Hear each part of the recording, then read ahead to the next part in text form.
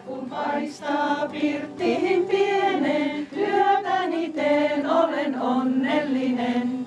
Kylvän ja kitken peltoni laitaan, luojalta kasvua toivoellen.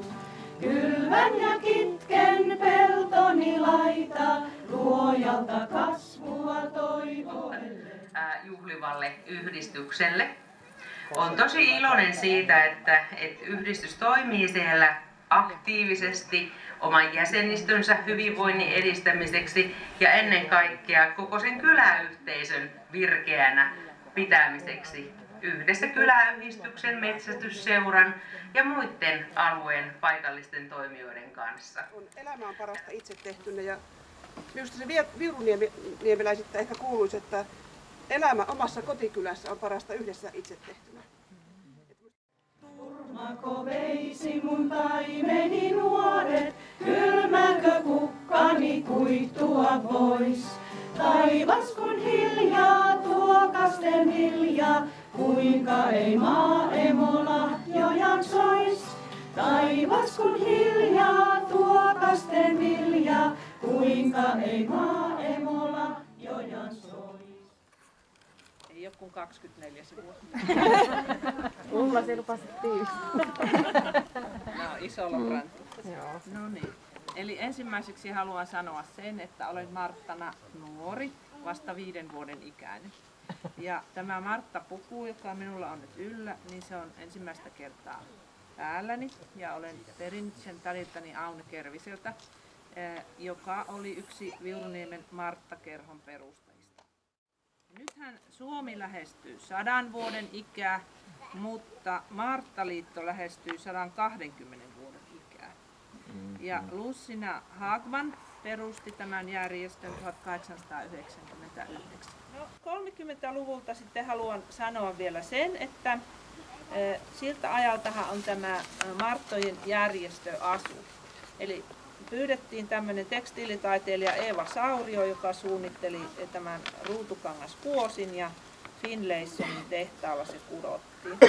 Ja täällä on nyt näitä siniraita essusia henkilöitä, niin nousisiko muutama vaikka ylös, kun he edustaa tätä 35-luvun mallia. Muru sulla on esimerkiksi, Saimala, meidän kunnia Martala on ja Päivilä on tässä edessä myös. Kyllä, joo.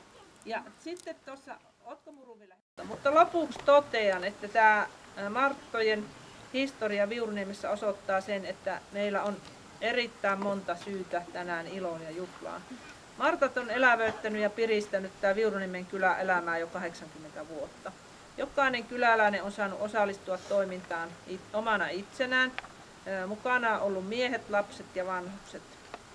Martat on ollut tasa-arvoisia, laajakatseisia, avoimia ja positiivisia.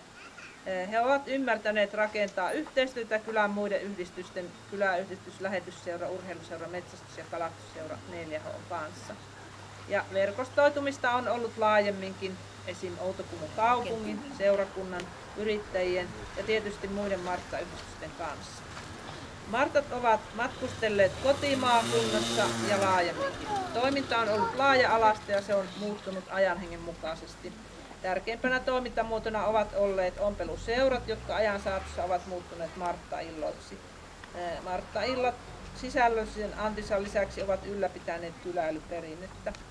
Voidaankin sanoa, että Martat ovat toiminnallaan vaikuttaneet suuresti siihen, että Viuruniemen kylä on muutosten myllerryksessä säilynyt elinvoimaisena ja houkuttelevana asuin- ja vapaa-ajan paikkana, minne myös mieluusti muutetaan ja missä halutaan viettää myös kesiä ja vapaa-aikaa.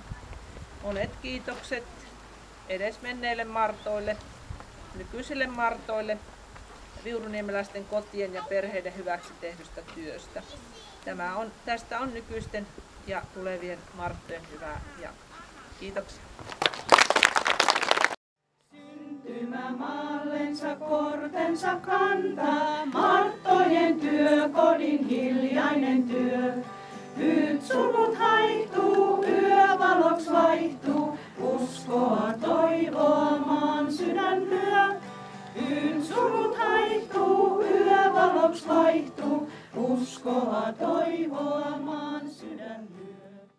Päivä kun paistaa pirttiin pienen, työtäni teen, olen onnellinen. Kyllän ja kitken peltoni laita, luojalta kasvua toivoellen.